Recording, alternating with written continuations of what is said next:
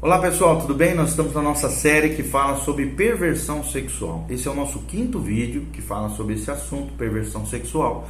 E hoje nós vamos abordar a questão da pornografia e da masturbação. Pornografia e masturbação. E nós estamos, dentro de um texto-chave, como texto-chave dentro daquilo que nós estamos falando, 1 Tessalonicenses 4, de 2 até o 5. De 2 até o 5. A Bíblia diz: porque vós bem sabeis que mandamento vos temos dado da parte do Senhor Jesus. A Bíblia Sagrada diz no versículo 3: porque esta é a vontade de Deus. 2 pontos. A vossa santificação, que vos abstenhais da fornicação. E aqui fornicação é a palavra porneia, da qual vem pornografia, pornográfico, pornos, que significa sexo ilícito, imoralidade, prostituição, adultério, fornicação, sexo entre jovens, solteiros, onde os dois são solteiros, não tem envolvimento com pelo menos uma pessoa casada. Adultério é quando pelo menos um dos envolvidos na relação sexual é casado.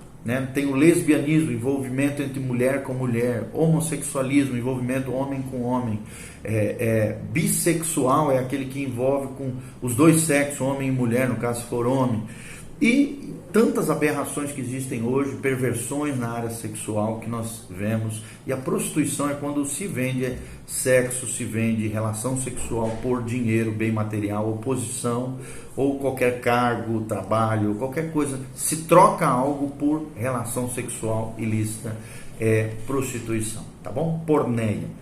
Versículo 4, a Bíblia diz que cada um de vós saiba possuir o seu vaso, ou seja, o seu corpo, em santificação e honra diante do Senhor, não na paixão de concupiscência, como os gentios que não conhecem a Deus, ou seja, não com sexo desenfreado, com desejos de lascívia. Paixão da concupiscência fala de desejos desenfreados, uma vida desgovernada na área sexual, uma pessoa que tem o desgoverno dessa natureza pecaminosa, contrária a Deus, antibíblica, que não tem nada a ver com os valores e princípios do reino de Deus. Então, sempre falando, nós estamos tratando da sexualidade dentro da cosmovisão cristã, dentro da perspectiva bíblica, dentro daquilo que a palavra de Deus nos ensina. Então, qual é a vontade de Deus para nós? A nossa santificação, a vossa santificação, que vos abstenhais da fornicação, do porneia, que cada um saiba possuir o seu vaso, o seu corpo, em santificação e honra. Como é que você tem lidado com o teu corpo? Tem honrado, tem se santificado ao Senhor, e diferentemente daqueles que não conhecem a Deus, não sendo levados pela paixão da concupiscência. 1 Tessalonicenses 4, de 2 a 5, ok? Tanto é que no 6 a Bíblia termina dizendo: ninguém oprima ou defraude o seu irmão em negócio algum, ou seja, provoque no outro aquilo que não pode suprir, porque só pode suprir sexualmente quem é casado, porque o Senhor é vingador de todas essas coisas, como também antes vô-lo dissemos e testificamos. Ou seja, quem julga, quem se ira, quem vai punir, quem vai trazer as consequências e que vai ser o vingador de todas essas coisas: sexo ilícito, fornicação, adultério, prostituição, paixão da concupiscência, desonra ao vaso que é o corpo, a vida desonrosa, de uma maneira leviana, pervertida sexualmente falando, é o próprio Senhor. O Senhor é o vingador de todas essas coisas. No final, Paulo termina dizendo: porque não nos chamou Deus para impureza, para imundícia, mas sim para santificação, para uma vida de honra, uma vida de consagração ao Senhor, ok? O que a Bíblia fala sobre o porneia, sobre a pornografia? A pornografia é apenas ver um homem ou uma mulher sem roupa ou numa posição insinuante ou sensual. Será que é só isso? A pornografia é apenas ver um homem ou uma mulher sem roupa ou numa posição insinuante ou sensual? E nós vamos ver que tudo começa de maneira bem inocente, às vezes até mesmo, olhando o corpo nu, apreciando como se fosse uma obra de arte. Lembremos-nos que os demônios entram pelos olhos também. A Bíblia já dizia isso, Jesus falou isso: se os teus olhos forem bons, todo o teu corpo será luz, será bênção. Mas se os seus olhos, seu olhar for mau, todo o teu corpo estará em trevas. Então quem se vicia na pornografia acaba abrindo uma brecha para perseguições malignas na área da sexualidade. Lembremos, por exemplo, a pesquisa feita, como nós já mencionamos em vídeos anteriores desse mesmo tema, do Conrad Global College da Universidade Menonita de Ontário, no Canadá, sobre a correlação entre pornografia e violência. Ou seja, a pornografia pode sim, a compulsão sexual que se leva à pornografia, né, que é uma compulsão, pornografia geralmente se torna uma compulsão, ela acaba gerando violência física, violência moral, violência sexual. Existe essa relação, né, feita nessa pesquisa pelo Conrad Global College da Universidade Menonita de Ontário, uma correlação entre pornografia e violência.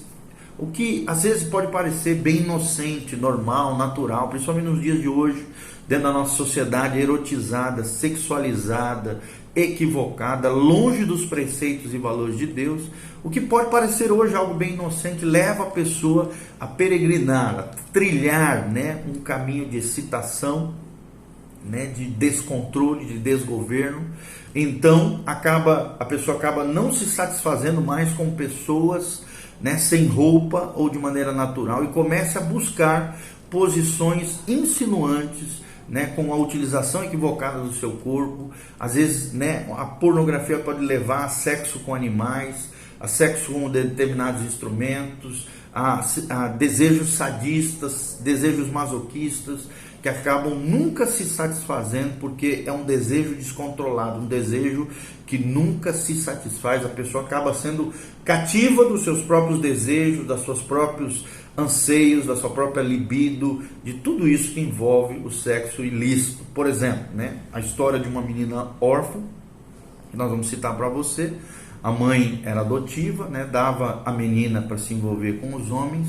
Ela foi usada para pornografia infantil, né, desde tenra idade acabou se envolvendo com a prostituição, desenvolveu uma apatia e passividade tremenda na sua vida, fazia tudo que os homens pedissem que ela fizesse com relação ao seu corpo de maneira indevida, viu e experimentou todo tipo de perversão, mas nunca entregou a sua alma a ninguém. Ela acabou verificando, né, que conforme participava daquelas práticas, os homens e as mulheres nunca ficavam satisfeitos sexualmente. Eles evoluíam e desenvolviam cada vez mais as piores práticas, as piores deturpações, comportamentos, anomalias na área sexual, e às vezes até violentos, e às vezes até mortíferas, né? Um abismo acabava chamando outro abismo, um pecado chama outro pecado, e não havia fim naquele processo terrível na vida dessa moça, na história dessa menina que nós estamos contando, uma menina órfã, um fato real, né? Um sacerdote satânico acaba, né, envolvendo ela, né, nesse mundo pervertido, submetia a ela todo tipo de perversidade sexual, envolveu ela espiritualmente, e acabou a tomando, né, como objeto de pornografia e usando ela para arrecadar ainda muito dinheiro. Então isso é muito comum, isso é muito normal, existe demais no meio hoje, e nós temos que combater isso. O seguinte processo que existe, que nós também queremos colocar dentro das perversões sexuais, é a masturbação, que está muito ligada à pornografia, como nós falamos. Masturbação nada mais é do que a autossatisfação sexual. Normalmente a masturbação também estimula pensamentos errados, pensamentos impuros, ou de fornicação, ou de adultério, ou de homossexualismo, ou então a pessoa imagina que está praticando sexo com outra pessoa. É um pecado a nível de mente, é um pecado de pensamento, né? E a Bíblia diz que nós temos que guardar o nosso pensamento, nosso coração. Não foi assim que Deus projetou o sexo, e por isso é pecado, ok? Temos que guardar a nossa mente.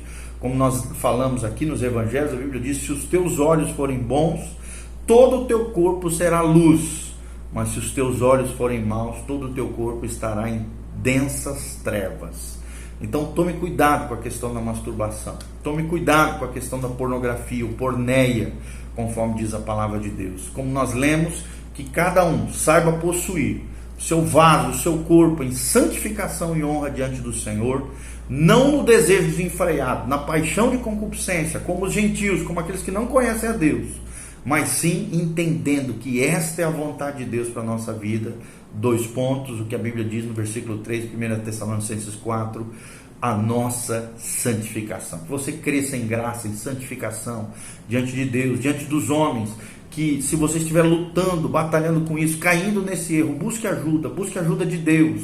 Se não estiver dando conta sozinho, busque, um cristão maduro, um crente maduro, que possa te ajudar, ministrar na sua vida e te ajudar nesse processo de libertação e cura, em nome de Jesus. Que a graça do Senhor, a santidade de Jesus venha sobre você, sobre a tua casa, sobre a tua família, e que a bênção do Senhor esteja sobre você, em nome de Jesus. Amém e amém.